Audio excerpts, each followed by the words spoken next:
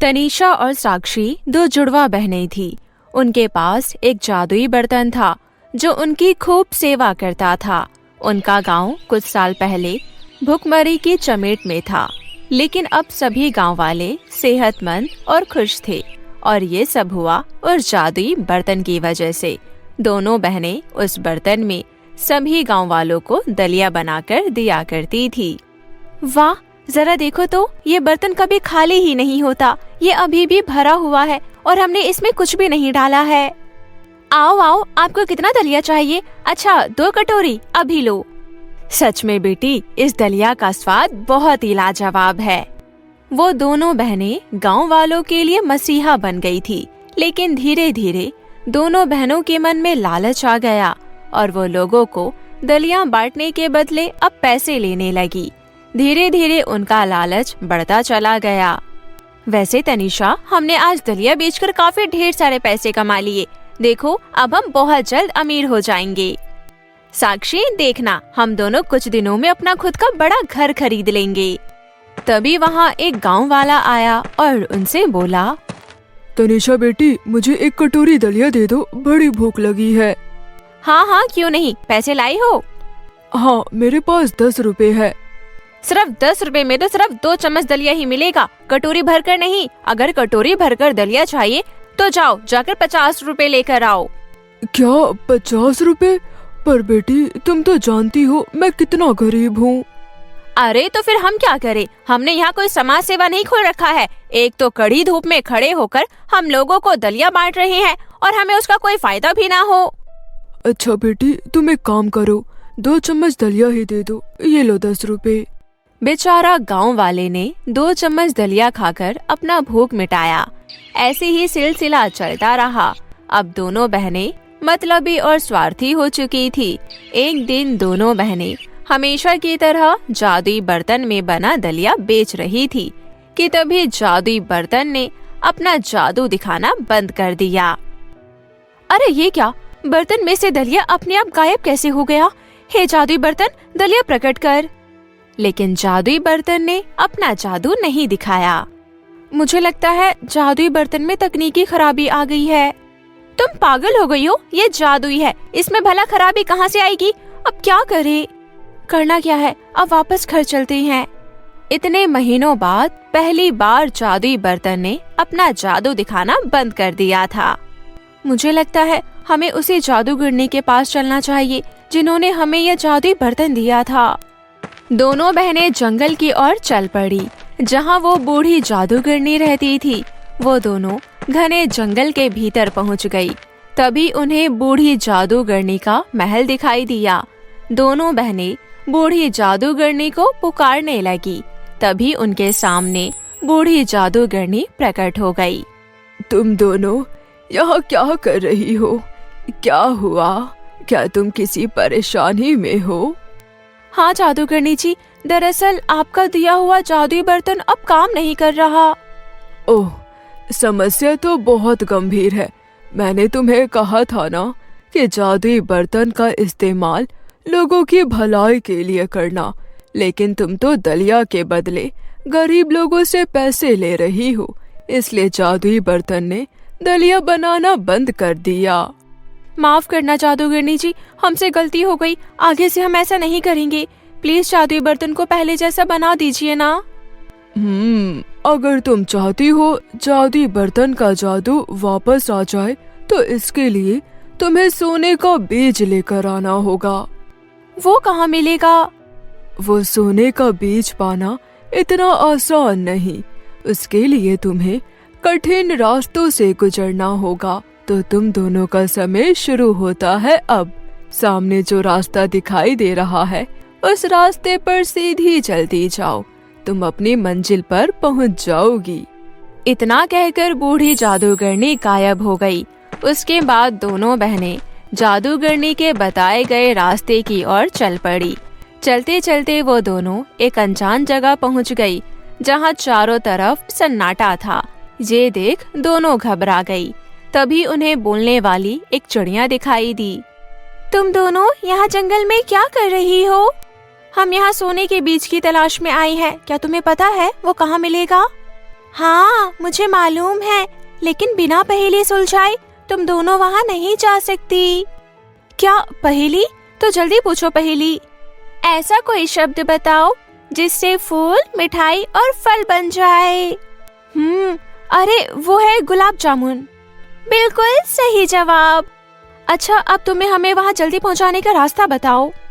वो तुम्हें सामने नीले फूल दिखाई दे रहे हैं ना, तुम उस दिशा में जाओ, तुम दोनों जल्दी पहुँच जाओगी। अच्छा, अब मैं चली। Okay, bye bye.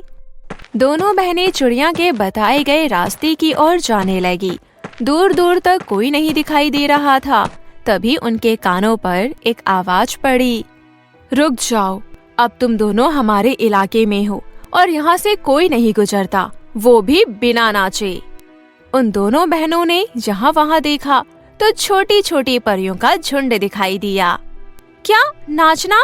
वाओ, मुझे नाचना बहुत पसंद है। साक्षी, अपना मुंह बंद रखो। हाँ, तुमने सही सुना, तुम दोनों को हमें नाच में हराना होगा, तभी तुम दोनों यहाँ से जा सकती हो। ये तो मेरे बाएं हाथ का खेल है, देखना मैं तुम्हें हरा दूंगी। तो फिर ठीक है, हमारे साथ नाच कर दिखाओ। दोनों बहनों ने पूरे जोश के साथ उन परियों के साथ ताल मिलाकर नाचा और आखिरकार वो दोनों बहनें जीत भी गई। ठीक है, तुम जीत गई, अब तुम यहाँ से जा सकती हो। दोनों बहनें खुश होते हुए आगे बढ़ी। तभी थोड़ी दूर चलने पर उन्हें एक खरगोश दिखाई दिया जो बोल सकता था। तुम दोनों तो बहुत अच्छी डांसर निकली। वैसे तुम दोनों नाच कर थके तो नहीं, क्योंकि अब मैं तुम दोनों के साथ एक खेल खेलूंगा। तनिषा, लो फिर एक और मुसीबत खड़ी हो गई सामने। मैं कोई मुसीबत नहीं, मैं खरगोश हूँ। लगता है तुम्हारी नजर बहुत कमजोर है। अच्छा ठीक है, बताओ खरगोश, तुम हमारे साथ क्या खेल खेलने वाले हो? गिल्ली डंडा या फिर लूडो? मुझे बस तुमसे 3 सवाल पूछना है और सवाल बहुत ही आसान है। ओह, सवाल जल्दी पूछो। वैसे मैं बहुत इंटेलिजेंट हूँ, मैं तुम्हारे सवाल का जवाब मिनटों में दे सकती हूँ। अच्छा बताओ, तुम्हारे पास एक फ्रिज है, उसमें तुम्हें हाथी को डालना है, तो कैसे डालोगे? ओह, ये तो बहुत आसान है। फ्रिज खोला और हाथी को धक्का देकर जबरदस्ती उसमें डाल दिया। बहुत इंटेलिजेंट हो तुम। अच्छा, दूसरा सवाल। मान लो आज मेरा बर्थडे है, मैंने अपने बर्थडे पार्टी में सभी जानवरों को इनवाइट किया है। सभी मेरे बर्थडे पार्टी में आए, लेकिन एक जानवर को छोड़कर। बताओ जानवर कौन है जो मेरे बर्थडे पार्टी में नहीं आया? ओह, मुझे पता है, हाथी नहीं आया क्योंकि वो तो फ्रिज में बंद है ना। ओह, सही जवाब। अब मेरा तीसरा और आखिरी सवाल। मेरी फेमस स्टोरी का नाम बताओ जिस कहानी को सभी बचपन में पढ़कर बड़े हुए हैं। खरगोश और कछुए की। वाह, मुझे तो लगा था तुम हार जाओगी, लेकिन तुम तो जीत गई। वैसे भी मैं एक सेलिब्रिटी हूँ, क्या तुम्हें मेरा ऑटोग्राफ चाहिए? बच्चों की सभी स्कूल बुक्स में मेरी कहानी के साथ मेरी फोटो छपी होती है। नहीं, बस हमें आगे जाने का रास्ता चाहिए। ओह अच्छा, तो फिर ठीक है। आगे जाकर तुम्हें एक नदी दिखाई देगी। उस नदी के किनारे तुम्हें एक बड़ा विशाल पेड़ दिखाई देगा, लेकिन तुम उस पेड़ से पंगा बिल्कुल भी मत लेना, समझी? इतना कहकर खरगोश गायब हो गया। तभी तनिषा बोली, साक्षी, ये सब तुम्हारे लालच का नतीजा है। मैंने तुम्हें कहा था ना, ज्यादा लालच मत करो, अब भुगतो। अब पता नहीं अब आगे कौन सी मुसीबत का सामना करना पड़ेगा। तुम्हारा लेक्चर खत्म हो गया हो तो पहले चलो यहाँ से, इससे पहले कि देर हो जाए। हमें सोने के दाने को ढूंढना है। पथरीले रास्तों को पार करके साक्षी और तनिषा जंगल के गहराइयों में बढ़ने लगी, लेकिन उन दोनों को क्या पता था, इससे भी बड़ी चुनौती उनका इंतजार कर रही है। फिर वो दोनों नदी किनारे जो एक विशाल पेड़ था वहाँ जा पहुँची। उन दोनों को देखकर पेड़ गुस्से से बोला, किसकी हिम्मत हुई यहाँ आने की? माफ करना पेड़, लेकिन हम यहाँ कुछ खोजने आए हैं। कौन हो तुम दोनों और यहाँ क्या ढूंढने आई हो? दरअसल हमें जादूगरनी ने भेजा है, हम यहाँ सोने का दाना ढूंढने आए हैं। अच्छा, तो तुम्हें सोने का दाना चाहिए। मैं उस सोने के दाने का रखवाला हूँ। जो समझदार, बहादुर और नेक दिल होगा उसे वही हासिल कर पाएगा। तुम दोनों को अपनी जान की बाजी लगानी होगी। हम समझदार, बहादुर और क्या कहा था तुमने? हाँ, नेक दिल भी है। मैं तैयार हूँ। वैसे हम कैसे मान ले कि तुम ही असली रखवाले हो? अभी पता चल जाएगा। पहले मेरी पहेली सुलझाओ या फिर खाली हाथ वापस जाओ। मेरी पहली पहेली ये है, जितना तुम आगे जाते हो उतना ही पीछे छोड़ने जाते हो। बताओ वो क्या है? जवाब है हमारे कदम। ठीक है, लेकिन ज्यादा खुश मत हो। अब दूसरी पहेली का जवाब दो। ऐसा कौन सा फल है जो पीने में, खाने में और चलाने में काम आता है? मुझे इसका जवाब पता है, नारियल। सही जवाब। अब आखिरी पहेली तुम्हारे दिमाग की ही नहीं बल्कि दिल की भी परीक्षा लेगी। करती नहीं 2 गज यात्रा, फिर भी दिन भर चलती है, लेकिन गुफा में रहती है। अरे ये तो बहुत आसान है। इसका उत्तर है जीभ। तुम मेरी परीक्षा में पास हो गई। ये लो सोने का दाना, इसका अच्छे से इस्तेमाल करना। उम्मीद करता हूँ कि अब तुम दोनों दोबारा कभी यहाँ आने की जरूरत नहीं पड़ेगी। ये कहते हुए बोलते हुए पेड़ ने उन्हें सोने का बीज दे दिया। पेड़ का धन्यवाद कर दोनों बहनें खुशी खुशी घर लौट आई। साक्षी, तुम्हें जादूगरनी की बात याद है ना? हमें सोने का बीज का क्या करना है? हाँ, तो फिर देर किस बात की? जल्दी से सोने के बीज को जादुई बर्तन के अंदर डालते हैं। जैसे ही साक्षी ने सोने के बीज को जादुई बर्तन के अंदर डाला, अचानक जादुई बर्तन ढेर सारे दलियों से भर गया। साथ ही जादुई बर्तन और भी ज्यादा जादुई हो गया। उस दिन के बाद से तनीषा और साक्षी ने लोगों को दलिया फ्री में बांटना शुरू कर दिया। वो दोनों अब किसी से भी पैसे नहीं लेती थी। इस तरह दोनों बहनें अपने जीवन जीने लगी। सिंड्रेला परी के 2 जादुई रास्ते। एक दिन धरती लोक में घूमने आई परी लोक की रानी सिंड्रेला परी आसमान से उतरकर एक जंगल जा पहुंची। उसके बाद सिंड्रेला परी एक सोने का टुकड़ा जमीन पर फेंक देती है। देखते ही देखते वो सोने का टुकड़ा एक सोने की परी में बदल जाती है। उसके बाद सिंड्रेला परी एक चांदी का टुकड़ा जमीन पर फेंक देती है। अगले ही पल वो चांदी का टुकड़ा एक चांदी के परी में बदल जाती है। मैंने तुम दोनों को इसलिए प्रकट किया है ताकि मैं अच्छे बुरे इंसानों की परख कर सकूं। अब मेरा जाने का समय आ गया है। तुम दोनों अपना कार्य अच्छे से करना। इतना कहकर सिंड्रेला परी आसमान में गायब हो जाती है। फिर अगले ही पल सोने की परी के सामने एक सोने का रास्ता प्रकट हो जाता है। दूसरी तरफ चांदी के परी के सामने एक बहुत विशाल चांदी का रास्ता बनकर तैयार हो जाता है। देखते ही देखते कुछ दिन बीत जाते हैं। फिर एक दिन काव्या और सुमन नाम की 2 सहेलियां जंगल में आती है। काव्या और सुमन सोने और चांदी के रास्ते देखकर दोनों हैरत में पड़ जाती है। काव्या, कहीं मैं सपना तो नहीं देख रही? सामने सोने और चांदी के 2 रास्ते दिखाई दे रही हैं, लेकिन हम कौन से रास्ते जाएं? मुझे भी कुछ समझ नहीं आ रहा। लेकिन जंगल में ये 2 रास्ते आए कहाँ से? मुझे लगता है हमें वापस चलना चाहिए। लेकिन ऐसे कैसे हम वापस जा सकते हैं? तुम्हें तो पता है ना हम जंगल में क्यों आए हैं? वो दोनों सहेलियां आपस में बात कर ही रही थी कि तभी वहाँ सोने और चांदी की परी प्रकट हो गई। तभी सोने की परी बोली, तुम दोनों जंगल में क्या कर रही हो? बताओ मुझे, शायद हम तुम्हारी कुछ मदद कर सके। तभी सुमन बोली, हम यहाँ अपने माता पिता की बीमारी के लिए जड़ी बूटियाँ लेने आए हैं। हमारे गांव में खतरनाक बीमारी फैली हुई है। क्या आप दोनों हमें जड़ी बूटियाँ दे सकती हो? मैं तो तुम्हें सिर्फ ऐशो आराम दे सकती हूँ, लेकिन ये चांदी की परी तुम्हें जड़ी बूटियाँ दे सकती है। लेकिन अगर तुम मेरे सोने के रास्ते पर चलोगी तो तुम्हें एक से बढ़कर एक चीज मिलेगी। इसके साथ ही तुम्हारी जिंदगी हमेशा के लिए बदल जाएगी। सोने की परी की बात सुनकर काव्या बहुत खुश होती है और वो सोने के रास्ते पर चलने का फैसला कर लेती है। लेकिन तभी सुमन उसे रोक लेती है। काव्या, तुम्हें जाना है तो जाओ, लेकिन पहले अपने बीमार माता पिता के लिए जड़ी बूटी तो ले लो। ये सुनते ही सोने की परी बोली, काव्या, तुम अपनी सहेली की बात मत सुनो। तुम्हारे माता पिता बूढ़े हो गए हैं, आज नहीं तो कल उनकी मृत्यु हो जाएगी। तुम मेरे सोने के रास्ते पर जाओ, तुम्हें जिंदगी के सारे सुख मिलेंगे। सोने की परी की बात सुनकर काव्या उसकी बातों में आ गई। देखते ही देखते काव्या सोने के रास्ते की ओर चलने लगती है। ये देख सोने की परी बहुत खुश होती है।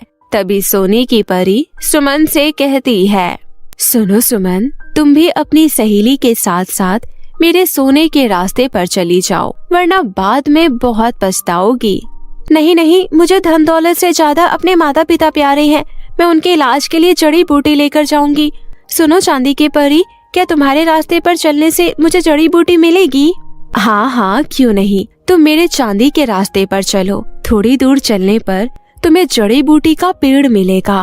उसके बाद सुमन चांदी के रास्ते पर चलने लगती है। थोड़ी दूर चलने के बाद सच में उसे एक चमकदार पेड़ दिखाई देता है, जिसके ऊपर ढेर सारी जड़ी बूटियां लटकी हुई थी। सुमन जल्दी से जड़ी बूटियां तोड़कर एक झोले में भर लेती है। उसके बाद वो सभी जड़ी बूटियां लेकर अपने गांव वापस चली जाती है। गांव पहुंचकर सुमन जड़ी बूटी की मदद से अपने माता पिता को ठीक करती है। इसी के साथ साथ सुमन गांव में बाकी बीमार लोगों की भी जड़ी बूटी से मदद करती है। जड़ी बूटियों के जादुई असर से सभी बीमार लोग पूरी तरह ठीक हो जाते हैं। सभी गांव वाले सुमन को आशीर्वाद देते हैं, लेकिन बीमारी का प्रकोप अभी खत्म नहीं हुआ था। इसलिए सुमन दोबारा से चांदी की परी के पास गई और बोली, चांदी की परी, मुझे और भी ज्यादा जड़ी बूटियां चाहिए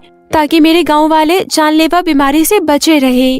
तुम सच में बहुत अच्छी लड़की हो, इसलिए मैं तुम्हें जादुई जड़ी बूटी का पेड़ दे रही हूँ। इसे तुम अपने साथ ले जाओ। अब तुम इस पेड़ के ऊपर बैठ जाओ, ये तुम्हें तुम्हारे गांव ले जाएगा। उसके बाद सुमन खुश होते हुए पेड़ की डाली पकड़कर पेड़ पर बैठ जाती है। फिर अगले ही पल जादुई पेड़ हवा में उड़ने लगा। तभी जादुई पेड़ में से आवाज आई, तुम मुझे अपने घर का रास्ता बताओ, मैं तुम्हें तुम्हारे गांव ले जाऊंगा। फिर सुमन जादुई पेड़ को रास्ता बताते हुए उसे अपने गांव ले जाती है। उसके बाद सुमन जादुई पेड़ से ढेर सारी जड़ी बूटी तोड़कर गांव की सीमा में चारों तरफ फैला देती है। अब मेरे गांव में कभी कोई बीमारी दाखिल नहीं हो पाएगी और सभी अच्छी सेहत के साथ हंसी खुशी अपना जीवन जिएंगे। इस तरह सुमन अपने सूझबूझ और समझदारी से गांव में फैली बीमारी को ठीक कर देती है। वहीं दूसरी तरफ काव्या सोने के रास्ते पर चलते हुए एक बहुत बड़े सोने के घर के पास पहुंच जाती है। वो जैसे ही घर के अंदर दाखिल हुई, वहाँ ढेर सारे सोने के सिक्के से भरे हुए बक्से पड़े हुए थे। ये देख काव्या की आंखें लालच से भर गई। अरे वाह, यह तो ढेर सारे सोने के सिक्कों से भरे हुए बक्से हैं। अब मैं सिक्कों से भरा बक्सा अपने साथ ले जाऊंगी और इन्हें बाजार में बेचकर अमीर बन जाऊंगी। उसके बाद काव्या सिक्कों से भरा हुआ बक्सा लेकर गांव चली जाती है और काव्या उन सिक्कों की मदद से बहुत अमीर बन जाती है। वो लालच में इतनी अंधी हो गई थी कि वो अपने माता पिता तक को भूल गई थी। वहीं दूसरी तरफ सुमन अपने माता पिता के साथ साथ काव्या के माता पिता का भी अच्छे से ख्याल रखती थी। काव्या को इतनी जल्दी इतना अमीर होता देख काव्या की सहेलियां उससे इस बारे में पूछती है, तो काव्या उन्हें सच सच सोने और चांदी के रास्ते के बारे में बता देती है। काव्या की अमीरी देख वो तीनों सहेलियां भी चांदी के रास्ते पर जाने की सोचती है। फिर वो तीनों जंगल जाकर चांदी के रास्ते पर चलते चलते सोने के घर तक पहुंच जाती है। अरे वाह, इतना बड़ा सोने का घर! काव्या ने बिल्कुल सही कहा था। अब हम भी काव्या जितने अमीर बन जाएंगे। चलो जल्दी से घर के अंदर चलते हैं। फिर वो तीनों सोने के घर से एक एक सोने के सिक्कों का बक्सा लेकर वापस अपने गांव लौट आई। फिर सोने के सिक्कों को बेचकर काव्या की सहेलियां भी अमीर बन जाती है। लेकिन अमीर बनने के बाद काव्या और उसकी सहेलियां बहुत ही ज्यादा घमंडी हो गई थी। वो सभी गरीब लोगों पर अत्याचार करना शुरू कर देती है। फिर एक दिन काव्या और उसकी सहेलियां बाजार से बड़ी सी कार खरीद कर ले आती है। चारों सहेलियां कार में बैठकर बड़ी तेजी से जा रही थी। तभी सड़क पर चल रहे एक आदमी को वो कार से टक्कर मार देती है। वो आदमी पूरी तरह घायल हो जाता है। ये देख काव्या गुस्से से बोली, तेरा सत्यानाश हो, क्या तुझे दिखाई नहीं देता? अंधा है क्या? अंधा मैं नहीं, तुम हो। क्या तुम्हें सड़क पर चलता हुआ आदमी दिखाई नहीं देता? देखो, मेरा पैर पूरी तरह टूट चुका है। अब मैं खेतों में काम कैसे करूँगा? तुम जैसे गरीब लोग किसी काम के नहीं हो। तुम अगर दोबारा मुझे सड़क पर दिखाई दिए तो मैं तुझे अपनी गाड़ी से कुचलकर जान से मार दूंगी, समझा? इतना कहकर काव्या उस बूढ़े आदमी की मदद करना तो दूर, बल्कि उसे भला बुरा कहकर अपनी गाड़ी लेकर वहाँ से चली गई। अब काव्या का लालच बढ़ता चला गया। अब वो अमीर होने के साथ साथ शक्तिशाली भी होना चाहती थी। इसलिए वो दोबारा से जंगल जा पहुँची और सोने की परी से बोली, सोने की परी, मुझे एक जादुई छड़ी चाहिए, क्या तुम मुझे दे सकती हो? हाँ, क्यों नहीं, लेकिन तुम जादुई छड़ी का करोगी क्या? मैं जादुई छड़ी से पूरे गांव वालों को अपना गुलाम बनाऊंगी। ओह अच्छा, तो ये बहुत अच्छी बात है। ये लो जादुई छड़ी। सोने की परी से जादुई छड़ी लेकर काव्या वापस अपने गांव पहुंची और फिर जादुई छड़ी का गलत इस्तेमाल कर सभी गांव वालों को परेशान करने लगती है। जादुई छड़ी की मदद से इन गरीब लोगों को ऐसा सबक सिखाऊंगी कि ये जिंदगी भर याद रखेंगे। फिर काव्या जादुई छड़ी घुमाकर गांव वालों के घर का सारा अनाज गायब कर देती है और इसके साथ ही वो सभी के घरों को तोड़कर बर्बाद कर देती है। ये तुमने अच्छा नहीं किया काव्या, भगवान तुम्हें कभी माफ नहीं करेगा। गरीबों पर जुल्म करके तुम कभी सुखी नहीं रह पाओगी। हाँ, अपनी बकवास बंद करो। अब तुम सब मेरे गुलाम हो। अब तुम लोगों के पास ना रहने के लिए घर है, ना खाने के लिए खाना। अब तुम सब लोग मेरे सामने हाथ फैलाकर खड़े हो जाओ और भीख मांगकर खाना मांगना, तभी तुम सबको खाना मिलेगा। तभी वहाँ रानी सिंड्रेला परी प्रकट हो जाती है। रुक जा दुष्ट लड़की, ये तुम क्या कर रही हो? कौन हो तुम? मेरे रास्ते में आने की हिम्मत कैसे की? रुक, मैं तुझे अभी सबक सिखाती हूँ। ये कहते हुए काव्या अपनी जादुई छड़ी घुमाने लगती है, लेकिन तभी सिंड्रेला परी अपनी शक्तियों से काव्या की छड़ी को नष्ट कर देती है। उसके बाद सिंड्रेला परी गांव वालों के सभी टूटे हुए घर पहले जैसा ठीक कर देती है। फिर सिंड्रेला परी अपनी जादुई छड़ी की शक्ति से काव्या और उसकी सभी घमंडी सहेलियों को बदसूरत बना देती है। अपना बदसूरत रूप देख काव्या बोली, अरे ये क्या हुआ? मैं इतनी बदसूरत कैसे बन गई? ये तुमने मेरे साथ क्या किया? कौन हो तुम? मैं रानी परी हूँ। मैं जंगल में सोने और चांदी का रास्ता बनाकर लोगों की परीक्षा ले रही थी। सुमन बहुत ही अच्छी और ईमानदार लड़की है। उसने सभी लोगों का भला किया है, लेकिन तुम और तुम्हारी सहेलियाँ बहुत बुरी और लालची हो।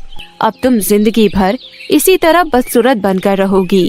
नहीं नहीं, हमारे साथ ऐसा मत करो, प्लीज हमें पहले जैसा बना दो। मुझे माफ कर दो। ये कहते हुए काव्या और उसकी सहेलियाँ सिंड्रेला परी से विनती करती है, लेकिन सिंड्रेला परी उनकी एक नहीं सुनती। उसके बाद सिंड्रेला परी सुमन और बाकी गांव वालों को ढेर सारे सोने के सिक्के देकर उन्हें अमीर बना देती है। वहीं दूसरी तरफ अच्छे बुरे लोगों की परीक्षा लेने के लिए जंगल में सोने और चांदी के रास्ते अभी भी मौजूद है।